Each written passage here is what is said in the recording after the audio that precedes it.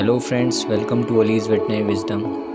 दोस्तों, ये एक पिक मुझे भेजी थी एक फार्मर ने, और ऐसा काफ़ी टाइम से उत्तराखंड में देखने को मिल रहा है। तो उत्तराखंड और उत्तर प्रदेश, हरियाणा, पंजाब, ये जो बेल्ट है ये पर्टिकुलरली ससेप्टिबल है इस तरीके की प्रॉब्लम्स के लिए।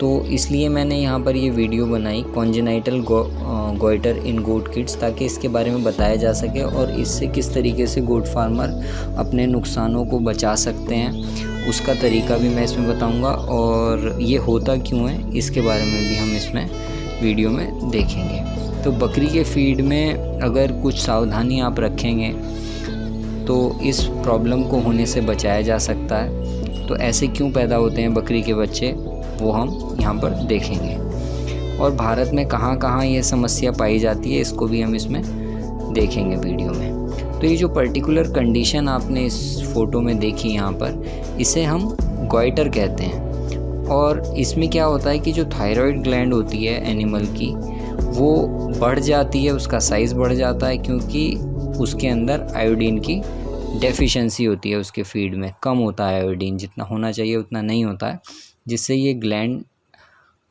एनलार्ज कर जाती है, ये बढ़ जाता है इसका साइज़।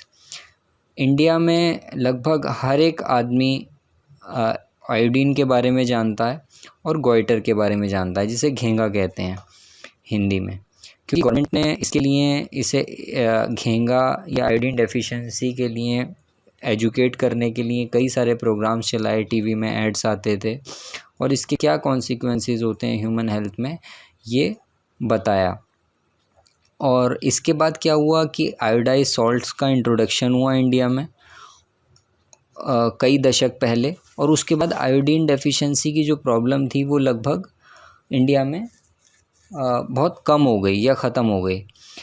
तो अब ह्यूमंस में तो बहुत ज़्यादा हमें आयोडीन डेफिशिएंसी नहीं दिखती है, लेकिन लाइव स्टॉक और ख़ासकर गोट्स के अंदर आयोडीन डेफिशिएंसी अब भी देखने को मिलती है, क्योंकि उसके फीड में उतना आयोडीन नहीं जा पाता जितना गोट को रिक्वायरमेंट होती है। तो बफलो, काओ या शीप इतनी इसके लिए एक्सपोज नहीं होती हैं जितनी गोट आयोडीन डेफिशिएंसी के लिए एक्सपोज होती है। तो कैटल, बफलो में आयोडीन की डेफिशिएंसी इस वजह से नहीं होती है क्योंकि वो लगातार दूध देती रहती हैं तो उससे पैसा जनरेट होता है, तो फार्मर अपने एनिमल्स के ऊपर पैसा खर्च करने में नहीं झिझकता है। तो मिनरल मिक्सचर, आयोडाइज सॉल्ट और ये सब चीज़ें अपने एनिमल को खिलाता रहता है, तो उनके अंदर, गाय भैंसों के अंदर आयोडीन डेफिशिएंसी इतनी ज़्यादा देखने को नहीं मिलती है, क्योंकि मिनरल मिक्सचर और ये सब चीज़ें दी जाती हैं। लेकिन जो ग्रेजिंग शीप और गोट होती हैं, और जो गोट फार्मर्स होते हैं जो बहुत ज़्यादा पैसा नहीं खर्च करते हैं, मिनरल मिक्सचर वगैरह नहीं देते हैं अपने एनिमल्स को, तो उनके अंदर आयोडीन की डेफिशिएंसी हो जाती है, और गॉइटर उनके अंदर काफ़ी मतलब होने के चांसेस रहते हैं। तो आयोडीन एक मिनरल है और इसका सिर्फ एक ही फंक्शन नोन है अभी तक, और वो है जो थायराइड हार्मोन्स होते हैं उनको बनाना, उनकी सिंथेसिस करना। ये दो तरीके के होते हैं, एक तो T3 होता है और एक T4 होता है, जिसे टेट्राहाइड्रोथायरोनिन, और T3 ट्राईआइडोथायरोनिन। T3 T4 के बारे में आप जानते होंगे, अक्सर आपने सुना होगा, हो सकता है कोई फैमिली में भी आपकी थायराइड का पेशेंट हो, तो उसे क्या कहते हैं कि T3 T4 कितना है, उनकी रिपोर्ट जब आती है थायराइड का, जब चेकअप होता है, और TSH का कितना अमाउंट उनके ब्लड में है ये देखा जाता है।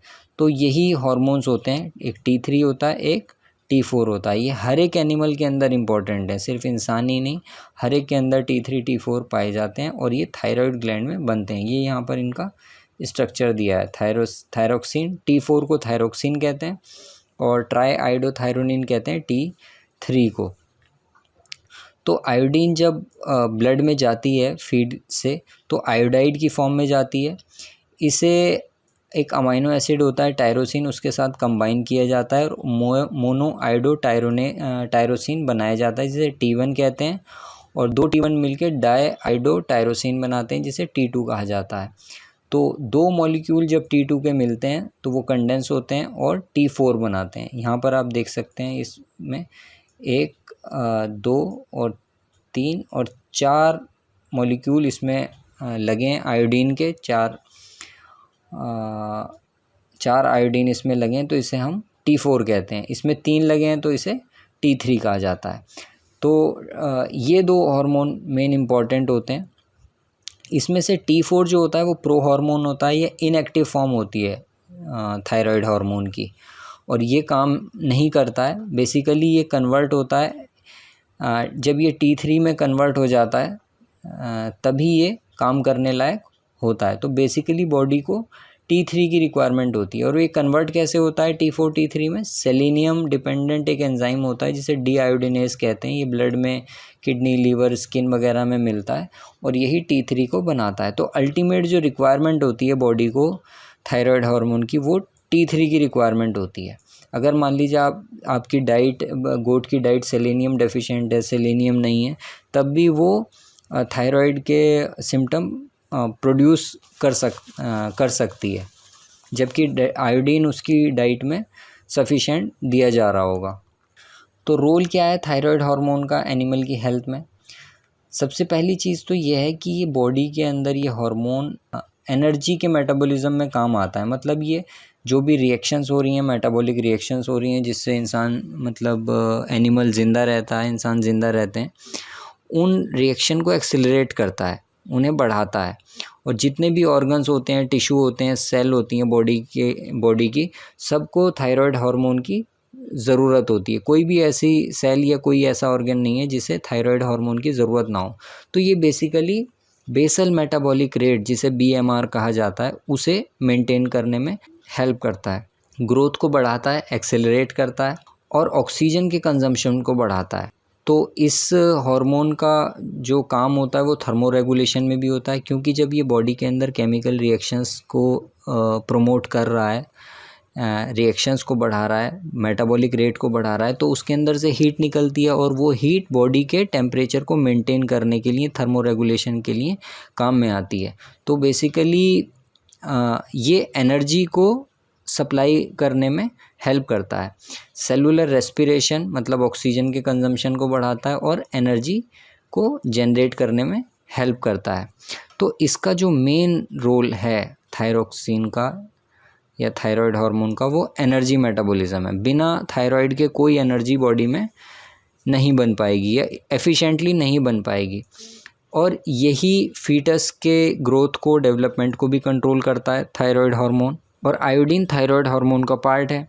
इम्यूनिटी में भी इसका बहुत बड़ा रोल रहता है। डाइजेशन, मसल फंक्शन और रिप्रोडक्शन, जो फर्टिलिटी होती है, रिप्रोडक्शन होता है, उसमें भी इसका रोल रहता है। तो आप लेमन लैंग्वेज में इसे ऐसे समझ सकते हैं कि जो थायराइड हार्मोन है, ये just like spark of spark plug. जो आपकी गाड़ी या बाइक में स्पार्क प्लग होता है, उसके अंदर से जब तक स्पार्क नहीं निकलेगी तब तक वो आपकी गाड़ी स्टार्ट नहीं होगी या बाइक स्टार्ट नहीं होगी। और आप उसमें चाहे कितना पेट्रोल डाल दें, उसका इंजन कितना भी अच्छा हो, महंगा हो, लेकिन जब तक स्पार्क नहीं निकलेगा तब तक वो बेकार रहेगा। तो थायराइड हार्मोन उस स्पार्क की तरह बॉडी में काम करता है। उसके बिना वो पूरा सिस्टम बॉडी का बेकार है, वो एफिशिएंटली काम नहीं कर पाएगा। ना इम्यूनिटी होगी, ना रिप्रोडक्शन होगा, ना ग्रोथ होगी, कुछ नहीं होगा।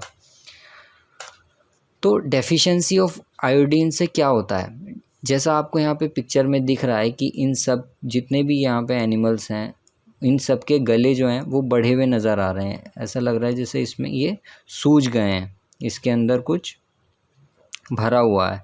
तो जब इसे खोल के हम, मतलब इसमें देखा गया, तो इसकी जो थायराइड ग्लैंड थी वो इतनी ज़्यादा बढ़ गई। तो ये बढ़ती क्यों है?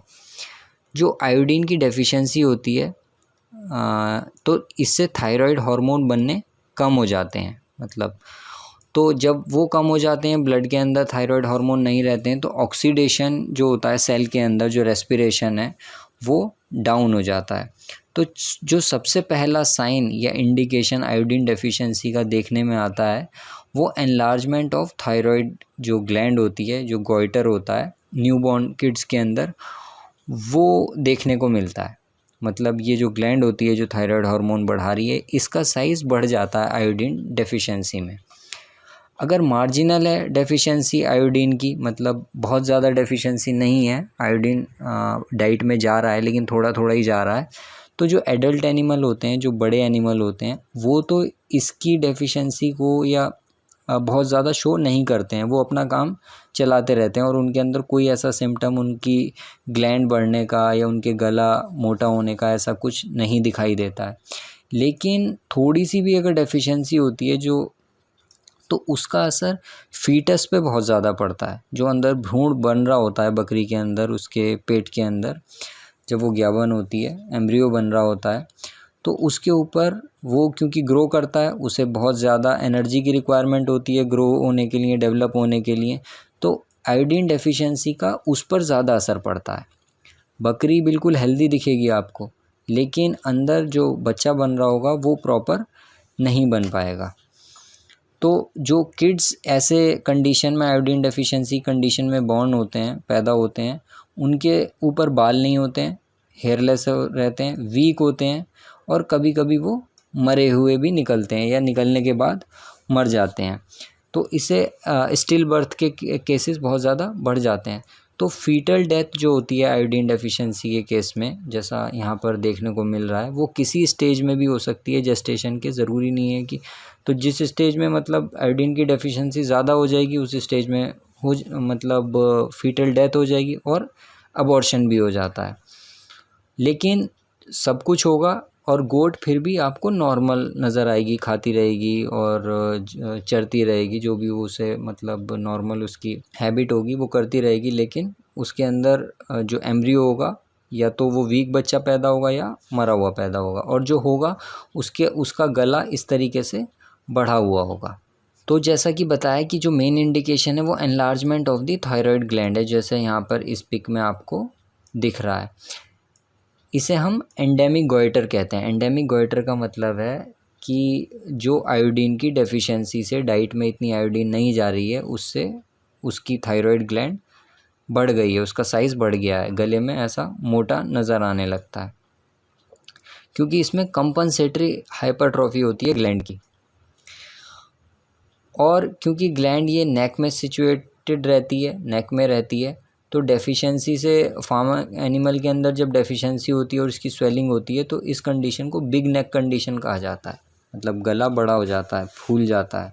अब ये होता क्यों है कि यहाँ पर ये ब्रेन है, ब्रेन के अंदर से एक हार्मोन निकलता है TRH, तो वो थायराइड रिलीजिंग हार्मोन कहलाता है। वो जाकर पिट्यूटरी ग्लैंड होती है ब्रेन के ही अंदर, उसे स्टिमुलेट करता है, वहाँ से TSH निकल के आता है, थायराइड स्टिमुलेटिंग हार्मोन, और ये थायराइड ग्लैंड पे जाके जो गले के अंदर होती है उस पर एक्ट करता है, और यहाँ से T3 और T4 जो हार्मोन्स हैं वो निकल के आते हैं। जब T3 T4 ब्लड में नॉर्मल होते हैं तो ये जाके ब्रेन को बताते हैं कि अब ज़रूरत TRH की नहीं है, TRH नहीं आता है, TSH नहीं आता है, TSH नहीं आएगा तो फिर ये, तो इस तरीके से T3 T4 का ब्लड के अंदर जो लेवल होता है ये डिसाइड करता है कि TSH कितना आएगा। अगर आयोडीन नहीं है, आयोडीन की डेफिशिएंसी है, तो T3 T4 बनना बंद हो जाता है। जब बंद हो जाता है तो ब्लड सिग्नल भेजता है कि यहाँ से T3 T4 हार्मोन चाहिए, फिर यहाँ से TSH निकल के आता है, लेकिन आयोडीन तो है ही नहीं। तो क्या होता है कि ब्लड ये TSH इस थायराइड ग्लैंड की का साइज़ बढ़ाने लगता है, मतलब बॉडी को ये लगता है कि साइज़ बढ़ा के हम ज़्यादा से ज़्यादा मतलब सेल्स T3 T4 बनाने पे काम करेंगे। तो इस वजह से ग्लैंड का जो साइज़ है वो बढ़ता चला जाता है।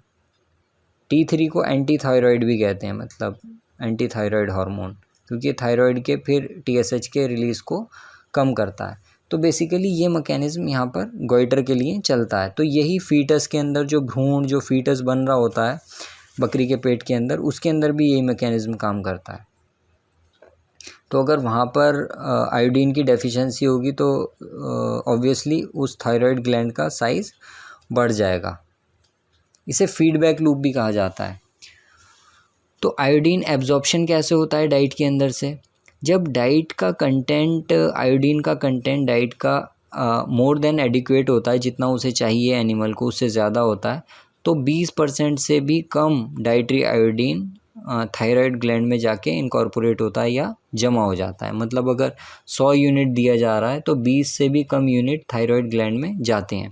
लेकिन अगर आयोडीन का कंसंट्रेशन है डाइट के अंदर, उसका कंटेंट है, वो धीरे धीरे डिक्रीज़ होने लगता है और मार्जिनल हो जाता है, तो थायराइड ग्लैंड की जो आयोडीन को इनकॉर्पोरेट करने की एफिशिएंसी है वो बढ़ जाती है, फिर वो 30% तक उसे इनकॉर्पोरेट कर लेती है।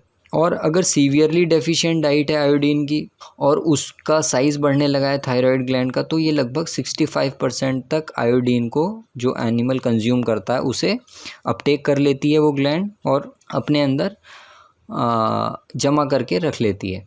तो ये आयोडीन के एब्जॉर्प्शन का डाइट में से तरीका रहता है। अब ये कंडीशन फीटस के अंदर क्यों डेवलप होती है जबकि मदर उसकी नॉर्मल रहती है, ये हम यहाँ पर एक बार देख लेते हैं। जब कंडीशन ऐसी होती है कि मार्जिनल या डेफिशिएंट डाइटरी आयोडीन होता है उसके अंदर, मतलब डाइट के अंदर आयोडीन इतना नहीं है जितना होना चाहिए बकरी की डाइट के अंदर, तो जो मैटरनल थायराइड ग्लैंड होती है ये एफिशिएंटली काम करने लगती है। मतलब जैसा अभी पीछे बताया मैंने आपको कि अगर डेफिशिएंट होगा तो ग्लैंड बहुत ज़्यादा जो आयोडीन होगा अपनी ग्लैंड में ले जाकर उसे रख लेगी। तो ब्लड प्लाज्मा के अंदर से आयोडीन का रिमूवल बहुत ज़्यादा होने लगता है। जब ब्लड प्लाज्मा के अंदर से आयोडीन का रिमूवल ज़्यादा होने लगता है तो वो आयोडीन फीटस तक नहीं जा पाता है, मतलब जो बच्चा पैदा हो रहा है, जो बन रहा है उसके यूट्रस के अंदर, उस तक नहीं जा पाता। और इसकी वजह से क्या होता है कि बच्चे के लिए काफ़ी कम आयोडीन बचता है और उसकी थायराइड ग्लैंड में थायराइड हार्मोन नहीं बनते हैं और फीटस हाइपोथायराइड हो जाता है, मतलब उसके अंदर थायराइड की कमी हो जाती है, थायराइड हार्मोन की कमी हो जाती है। तो वहीं तो उसके अंदर भी TSH काम कर रहा होता है, तो वो उसके अंदर की जो ग्लैंड्स होती हैं उसके ऊपर लगातार स्टिमुलेट करता रहता है और ग्लैंड्स एनलार्ज हो जाती हैं, जैसे यहाँ पर आपको ये दिख रही है। तो गॉइटर दो तरीके के होते हैं, तो ये जो बढ़ी हुई ग्लैंड है, जो गला फूला हुआ है, इसे गॉइटर कहते हैं और ये दो तरीके का होता है। एक तो प्राइमरी गॉइटर होता है। प्राइमरी गॉइटर का मतलब है कि जो डायरेक्टली डेफिशिएंसी फीड के अंदर आयोडीन की डेफिशिएंसी से होता है और इसे हम थोड़ा सा भी सप्लीमेंटेशन करके आयोडीन का डाइट के अंदर इसे हम ठीक कर सकते हैं। एक होता है सेकेंडरी गॉइटर। सेकेंडरी गॉइटर वो होता है कि जो कि गॉइट्रोजन्स होते हैं कुछ डाइट के अंदर, उनकी प्रेजेंस की वजह से होता है। ये गॉइट्रोजन्स क्या होते हैं? ये वो कंपाउंड होते हैं जो इंटरफेयर करते हैं सिंथेसिस और सिक्रीशन ऑफ थायराइड हार्मोन। ये या तो थायराइड हार्मोन को बनने नहीं देते हैं या उन्हें सिक्रीट नहीं होने देते, तो वो कंपाउंड गॉइट्रोजन कहलाते हैं। मतलब जो गॉइटर कॉज करें वो गॉइट्रोजन। तो इससे भी हाइपोथायरॉयडिज्म होता है। तो गॉइट्रोजन दो कैटेगरी होती हैं इसमें, साइनोजेनिक गॉइट्रोजन होते हैं और दूसरे होते हैं प्रोगॉइट्रिन्स या गॉइट्रिन्स भी कहा जाता है इन्हें। तो साइनोजेनिक गॉइट्रोजन क्या होते हैं कि ये आयोडाइड को या आयोडीन को थायराइड ग्लैंड में नहीं जाने देते हैं।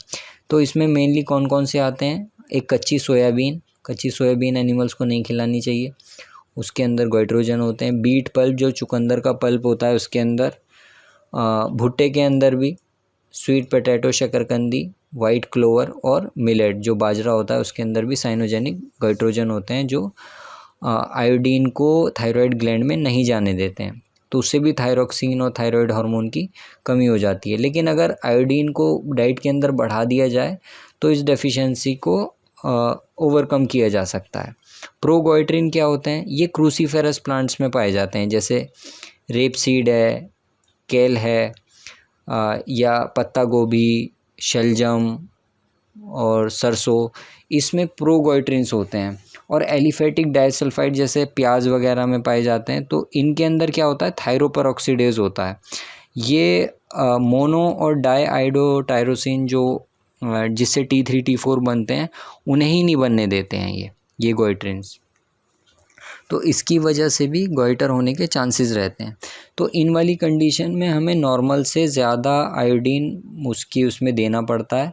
और अगर ऐसे कोई केसेस हों तो प्रेग्नेंट जो गोट्स हैं उन्हें ये वाले फीड जो यहाँ पर लिखे हुए हैं ये नहीं खिलाने चाहिए और आयोडीन की मात्रा बढ़ा देनी चाहिए।